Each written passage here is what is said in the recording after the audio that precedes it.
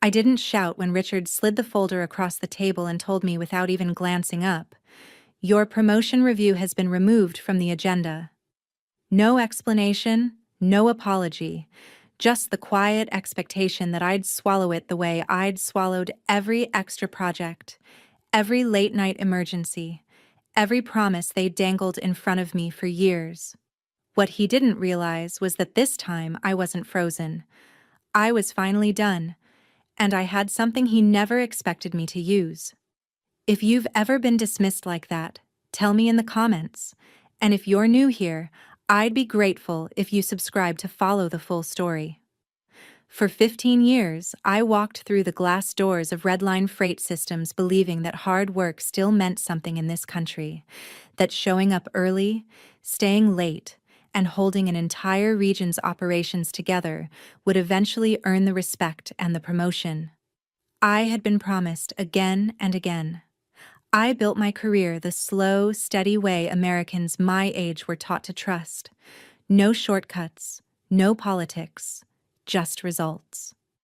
I coordinated freight across mountain passes during blizzards, rerouted full networks in the middle of wildfires, and held red lines on-time delivery at numbers our competitors couldn't touch, even on their best days. I knew every driver by name, every manufacturing client's quirks, every pressure point in our supply chain that could turn a late truck into a multi-million-dollar disaster. When a crisis hit, people didn't call Richard, our VP, they called me. Somehow, he still sat in the executive meetings while I was the one stitching the region together hour by hour. I used to shrug it off, telling myself that recognition always comes later for people like me. Quiet workers who don't brag, who don't play the political game, who just get the job done so the company can keep its promises. I didn't realize at the time how dangerous that belief was, because while I was staying loyal, Redline was slowly learning that I would save the day, no matter how little they invested back into me. I was the one who built the winter logistics protocol that saved them nearly $2 million in penalties during the 2019 storms. I was the one who negotiated new carrier contracts when fuel prices spiked. I was the one who stopped a major client from switching to a competitor after Richard mishandled their account review. And I did it with a calm face, steady voice, and a sense of duty I'd mistaken for pride. People called me the backbone of the region. Richard called me dependable. At the time, I thought that was a compliment. It took me far longer than it should have to understand that dependable is what executives call you when they know you'll carry twice the weight for half the reward. My team trusted me in a way they never trusted upper management. Marcus would come into my office with a stressed look and say, "If you leave, Amelia, this whole place will fall apart." I used to laugh it off, but deep down, some part of me knew he was right. I'd trained them, mentored them, defended them when leadership tried to blame them for problems created by poor planning at the top. They weren't just talented, they were fiercely loyal. Not to Redline, to me. And for years, that was the only thing that kept me going. I believed that loyalty meant something. I believed Richard when he said the VP seat was just waiting for final approval. I believed the promises because I wanted to, because I needed to, because after investing 15 years of my life, I couldn't imagine they would look me in the eye and lie. I was wrong. I can admit that now, without shame, because looking back, my biggest mistake wasn't trusting them. It was assuming that any company, no matter how polished its value statement or how warm its holiday parties, would ever value quiet competence over their own convenience. And the day Richard proved that to me was the day everything began to unravel for him, not for me. I remember every detail of that Friday afternoon, the way people remember the moment a surgeon says the word malignant. Nothing dramatic at first. Nothing loud or explosive. Just a tone, a posture, a shift in the air that told me something irreversible was coming. Richard had scheduled the meeting 3 months earlier, labeling it final review and transition planning. I'd repeated that phrase in my head for weeks, letting myself believe that after 15 years of carrying Redline's operations on my shoulders, I would finally get the title and authority that matched the work I'd been doing for years. By the time I walked down the hallway toward his office at 2:59 p.m., I'd already rehearsed how I'd accept the promotion with professionalism, how I'd thank him, even though we both knew the promotion was something I'd earned long before he ever acknowledged it. What I didn't rehearse was how to respond to what actually happened. Richard didn't even look up when I stepped into his office. He was staring at a stack of papers, tapping a pen like he was waiting for an Uber, not for the woman who'd saved his career more times than he realized. "Have a seat," he said, still not making eye contact. I sat, smoothing the edge of my blouse, trying to ignore the cold heaviness gathering in my stomach. We'd had dozens of meetings together over the years, but never one that felt this wrong. Finally, he set the pen down, leaned back in his chair, and exhaled with the kind of forced weight people use when they want to appear burdened by a decision they actually benefited from. "I'm going to get straight to it," he said. "The board decided to pause the VP expansion for now." I blinked once slowly, waiting for him to clarify. He didn't. Pause. He repeated it like the word tasted better the second time. "They feel the timing isn't right to add another executive. Salary, economic pressures, no one's fault." He finally lifted his eyes to mine, and for a split second, I saw it. The flicker of something he didn't control fast enough. Guilt, fear, no avoidance. The look of someone who had known this meeting would end like this long before I walked in. "But Richard, the promotion package was already approved," I said, voice steady, even though my chest had tightened. "You told me the final step was just documenting the transition timeline. Did something change?" "These things happen," he replied, shrugging in a way that reminded me of a teenager pretending not to care. "Priorities shift, budgets tighten, we all have to adapt." Adapt? That word hit harder than I expected. I'd been adapting for years, adapting to being overlooked, adapting to doing work 2 levels above my pay grade, adapting to every last-minute emergency the executives couldn't handle. Adaptation was the only reason Redline was still standing, but now he was weaponizing it, using my loyalty like a cushion for his decisions. "I understand budget shifts," I said, "but compensation was tied to responsibilities I've already taken on. If the title is delayed, is the salary at least being adjusted?" That was the moment he broke eye contact again. "The board wants roles and pay to remain aligned with organizational structure," he said, reciting it like a script. "Once the VP seat opens again, you'll be first in line." First in line. I'd been first in line for 2 years. It was a lie they gave me to keep me quiet, to keep me grinding through 16-hour snowstorm reroutes and midnight freight reassignments that made Richard look like he had impeccable leadership instincts. I stared at him. Really stared. And the truth became impossible to ignore. This decision wasn't about budgets. It wasn't about timing. This was about control.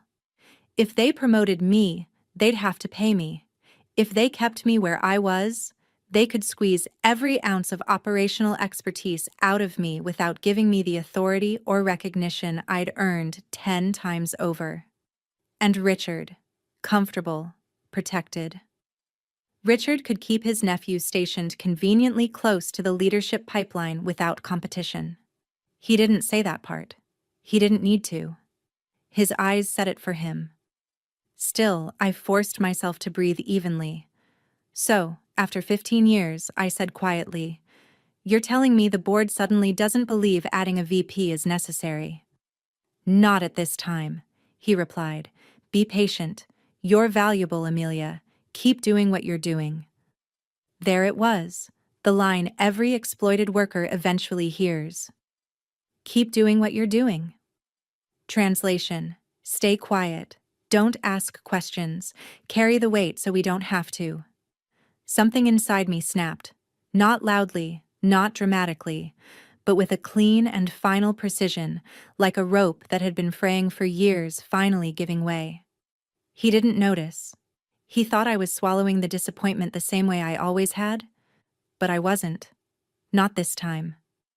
I gathered my notebook, stood, and said, "Thank you for the update." My voice was calm, cold, and certain, and Richard, in his comfortable arrogance, had no idea he had just ignited the beginning of his own collapse. When I walked out of Richard's office, the hallway felt different, thinner somehow, like the air itself was quietly telling me that whatever life I'd built at Redline had just ended, even if I hadn't fully admitted it yet. I moved on instinct, the way you move after hearing bad medical news. Calm, steady, detached enough to function, but too raw to feel the full weight yet. I closed my office door behind me and sat down slowly, staring at my screen without really seeing it. For years, I'd convinced myself that patience was a virtue, that loyalty would eventually pay off, that people like Richard were simply slow to recognize the value of the work people like me did. But sitting at my desk that afternoon, the truth finally crystallized. They never intended to reward me. The promotion was never waiting on a board meeting or budget approval. It was a story they told me to keep me doing the work no one else could. The realization wasn't loud. It was quiet, sharp, and clean, like a blade sliding into place. I opened my email, not to work, not to clear my inbox or review weekend coverage schedules, but because I needed something to anchor myself. That's when I saw the messages I'd ignored for months.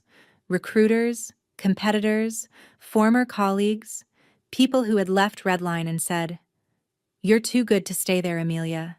They're using you. Come join us."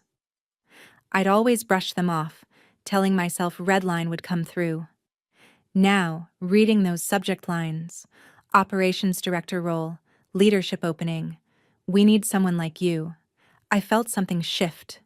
It wasn't desperation, it was possibility. The email that stopped me cold was from 3 weeks earlier, from Jordan Reyes, CEO of Summit Flow Logistics. I'd heard the name whispered with equal parts respect and envy. He'd built Summit Flow from a local carrier into a tech-driven powerhouse challenging national brands.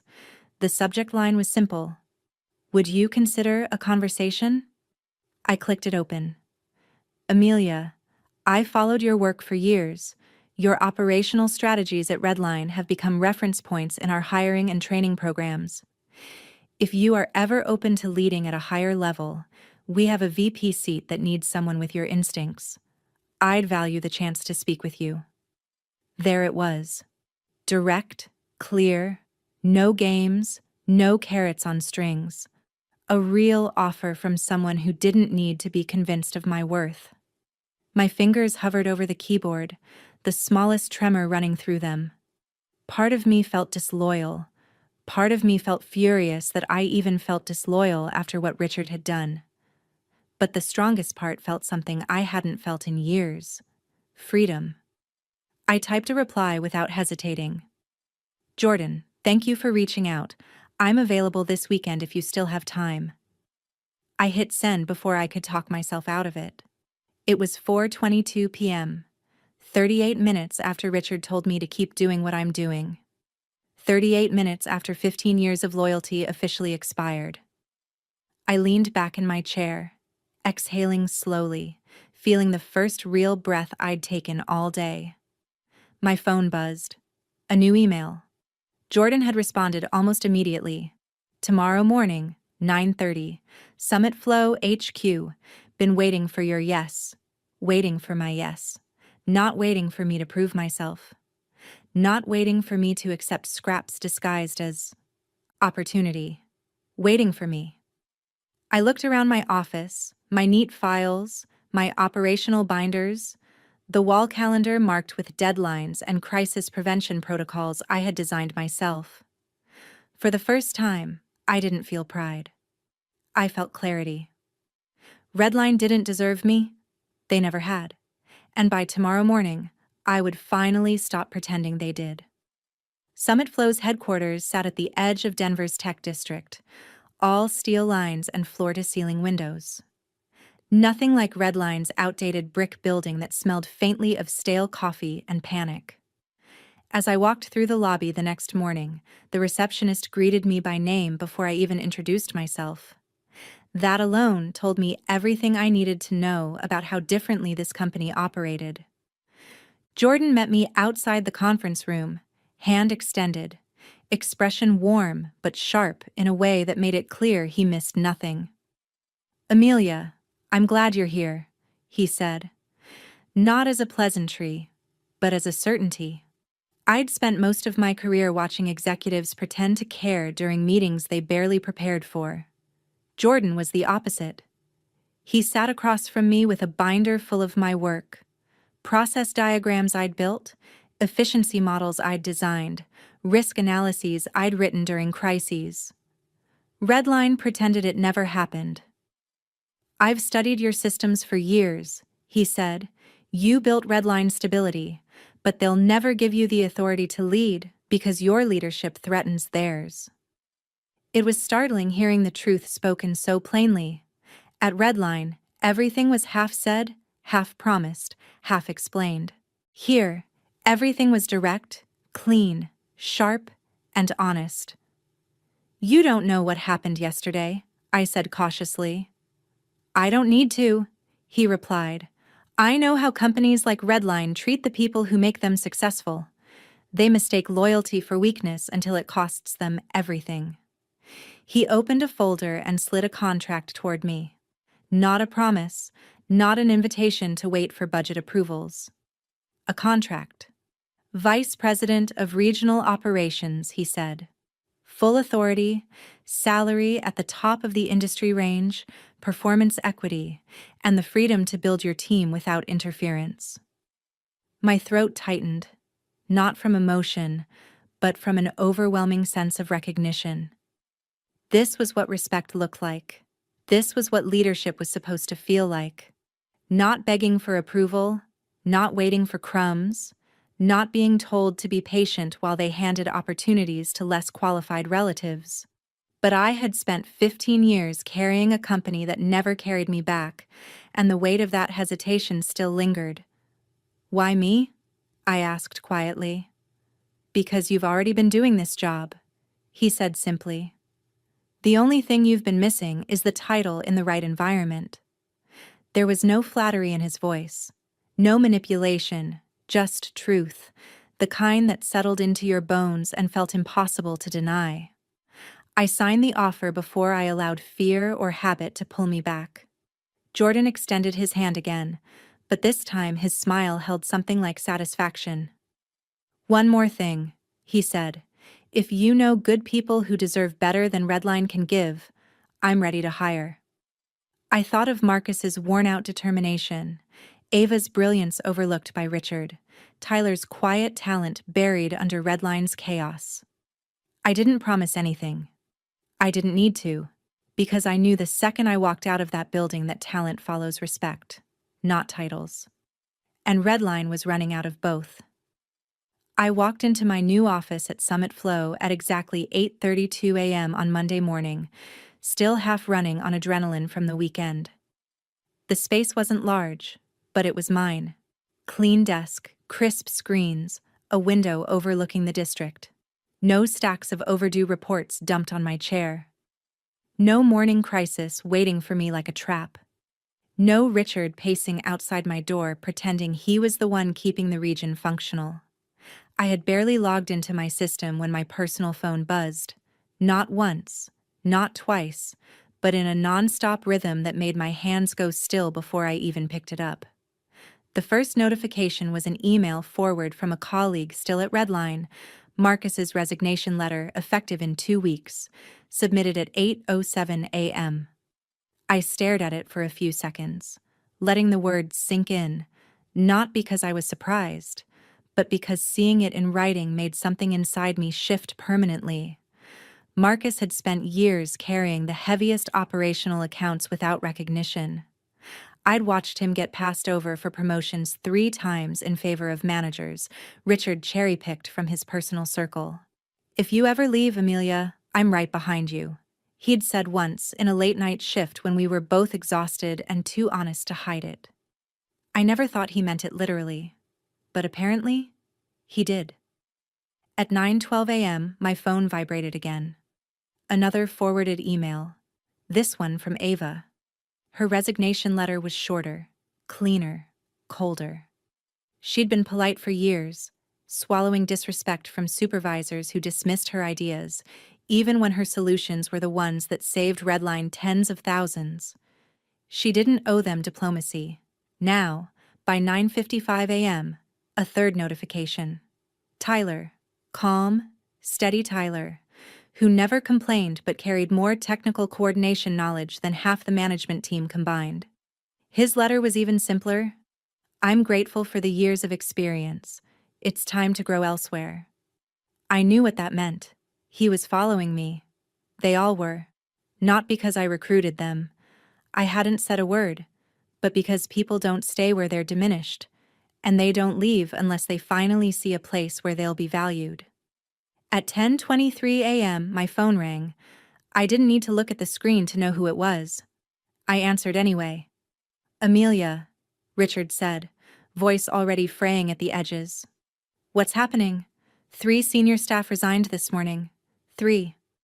"I'm aware," I said, keeping my tone steady. And he snapped. "Don't play games. Did you talk to them? Did you encourage this? They're your people."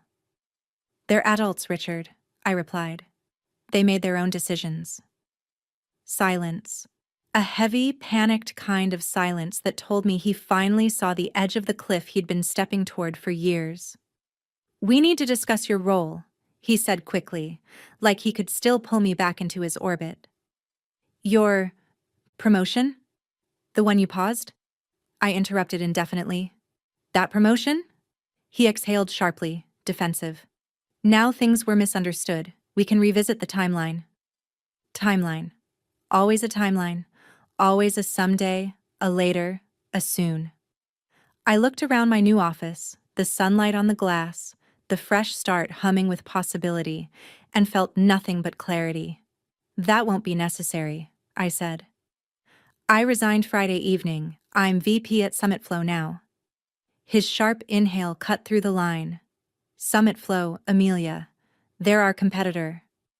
They're the company that offered me the respect you never did," I said.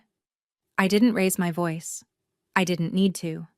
Quiet truth can break harder than yelling ever could.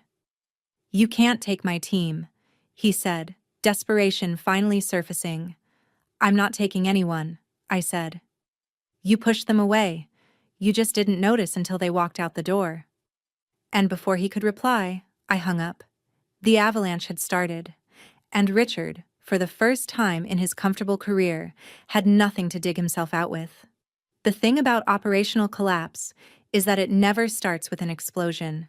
It starts with silence, an email unanswered, a shipment delayed by an hour, a client asking a question no one has the knowledge to answer. That first week after I left, Redline silence turned into something much louder. By Tuesday, I started receiving messages from employees who hadn't spoken to me in years. "Amelia, nobody knows how the winter route protocol works. Richard is trying to guess his way through it." Then another. "The new coordinators don't understand the carrier escalation chain. We're missing deadlines." I didn't respond. I didn't need to. I already knew exactly what would happen when you yank the spine out of a system built by people leadership never bothered to understand. By Thursday, things began to slide publicly. A major manufacturer reported an 18-hour delay because the replacement coordinator didn't know the alternate route I created 2 winters ago. That single mistake triggered penalty fees, Redline usually avoided with my planning. Friday morning, 1 week after the meeting Richard used to humiliate me, I heard from 3 different people that Redline's on-time delivery metric had dropped almost 10% in 8 days. 8 days. 15 years of stability undone in a week because the people who built the foundation were gone. At Summit Flow, I watched the fallout from a distance while building out our expansion strategy. Jordan didn't ask for gossip. He didn't celebrate Redline's pain. He focused on the future, my future, our team's future, the clients who were already reaching out to us because they sensed instability across the city. Still, the updates kept coming. More resignations, more complaints, confusion spreading through Redline's floors like a slow electrical fire. Employees who once brushed off my concerns were now messaging me directly, saying, "You were right. They never understood what you did for them." It didn't bring me joy. It brought clarity. Leadership at Redline had spent years believing operations would run themselves, that loyalty could be taken for granted, and talent would stick around no matter how many times they delayed a promise. They had never been tested. Now they were. Week 2 was worse. Another shipment mishandled. 2 more coordinators quit. A client issued a formal review citing service inconsistency. Richard, panicking, hired a consultant at $15,000 a week to stabilize processes. But you can't reverse engineer 15 years of institutional knowledge from a binder. You can't buy back loyalty once it's broken. And you can't rebuild respect when everyone watched you squander it. By day 19, Redline wasn't declining, it was free-falling. And Richard, the man who told me to be patient, was discovering what happens when the person holding everything together finally stops carrying the weight. 2 weeks after Richard told me to be patient, my phone lit up again with his name, and for the first time in 15 years, I felt absolutely nothing. No anxiety, no obligation, no instinct to fix whatever disaster he was drowning in. I let it ring twice before answering. Not out of spite, but because I wanted him to feel the space that had finally opened between us. "Amelia," he said, forcing steadiness he didn't have, "we need you back." The desperation in his voice wasn't subtle anymore, it was raw. "Operations are spiraling. Clients are threatening to pull contracts. We've lost—" He paused as if saying it out loud might make it worse. "We've lost 7 people this week." I stared at the sunlight spilling across my new desk at Summit Flow, the calm hum of a functioning, well-led operation behind me. "I'm sorry you're dealing with that," I said, and I meant it. Not for him, for the people left suffering the consequences of leadership negligence, but Redline isn't my responsibility anymore. He rushed in, words tumbling over each other. "We can reinstate your promotion immediately. VP title, a significant salary increase, equity, real equity, complete operational authority, whatever you need." I almost laughed, not because it was funny, but because it was surreal hearing him offer in panic everything he claimed Redline couldn't afford just 16 days earlier. "Richard," I said quietly, "you told me the budget wouldn't support the VP seat. You said the timing wasn't right." "Things changed," he snapped. "You know they changed." "Yes," I said. "They changed because the people who held your operations together finally left." Silence, heavy, defeated. "Amelia," he said softer now, "you built this region. You know we can't function without you. Please just meet with us. Let us make this right." But there was no making it right. Not after years of excuses. Not after weaponizing my loyalty. Not after pushing my team to the edge until they had no choice but to walk away. I looked out at Summit Flow's shipping yard, organized, efficient, humming with activity under a system I was already shaping. "I'm exactly where I should be," I said, "and the people who trusted me are here too, thriving." "You didn't lose us this month, Richard. You lost us years ago when you decided our loyalty was cheaper than fairness." He exhaled a long, hollow sound. "We can't survive this, Amelia." "Then you should have treated the people who kept you alive better," I said.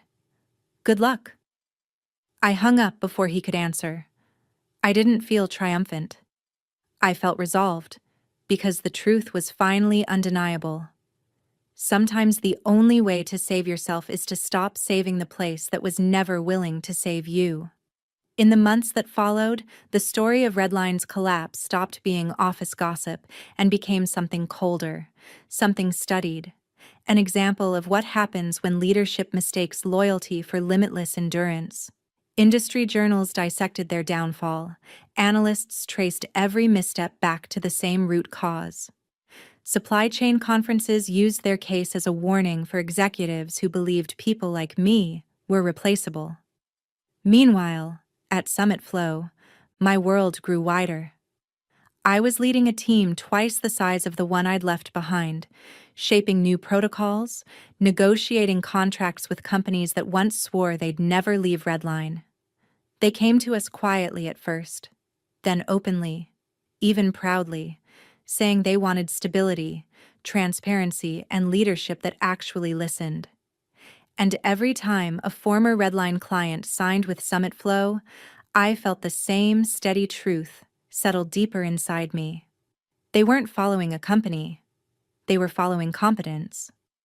One afternoon, nearly a year after Richard canceled my promotion, I was invited to speak at a regional leadership forum. The room was full of mid-career managers, tired eyes, hopeful faces, people who had spent years swallowing disrespect because they were afraid of starting over. I told them the truth. I wish someone had told me sooner. Document every promise, I said. Pay attention to what leadership does, not what they say. And understand that when a company keeps pausing your future, what they're really telling you is that they don't see you in it. They listen the way people listen when they recognize their own story being spoken out loud. Afterward, a woman about my age approached me quietly. "How did you know it was time to leave?" she asked. I didn't hesitate. "When staying started to cost me more than leaving," I said. When I realized the promotion I was waiting for was never coming, I walked out of that room knowing something I had earned the hard way. The collapse of Redline wasn't my revenge. It was the invoice for 15 years of ignored loyalty finally coming due, and I didn't have to lift a hand for the truth to reveal itself. All I had to do was stop carrying the weight that was never mine alone. When I look back on everything that happened, what stays with me isn't the drama or the downfall. It's the clarity. I learned that loyalty can be a beautiful thing, but only when it flows both ways. The moment it becomes a one-way street, it turns into self-betrayal disguised as dedication. For years, I believed patience was the price of success, that if I just worked harder, waited longer, or proved myself one more time, someone in power would finally do the right thing. But life doesn't reward the quiet suffering of people who keep carrying burdens others refuse to acknowledge. It rewards the moment you recognize your own value and refuse to let anyone discount it again. In my case, the consequence Richard faced wasn't something I orchestrated. It was something he created. And that taught me another truth. Sometimes revenge isn't loud. Sometimes it's simply walking away and letting the system expose its own cracks. The universe doesn't always hand you justice, but it never lets hypocrisy stand forever. And while forgiveness can be freeing, I also learned that silence, choosing not to return, not to justify, not to rescue, can be the sharpest, cleanest knife you ever wield. For anyone hearing this and recognizing pieces of their own life, your worth isn't measured by what your bosses say, nor by the promises they make to keep you in place. It's measured by the impact you bring, the people who trust you, and the standard you hold yourself to when nobody else is watching. If you feel stuck, overlooked, or undervalued, don't wait for someone to choose you. Choose yourself, even if it means stepping into uncertainty. The life you want rarely exists inside the comfort of being needed. It exists in the courage of being respected. How to get started today. Write down every promise or commitment you've been given. Then ask if actions match the words. Update your resume or LinkedIn quietly without announcing anything. Reach out to one person who values you and let them know you're exploring new possibilities. Spend 10 minutes imagining the life you want, not the life you've settled for. If this story resonates with you, tell me in the comments.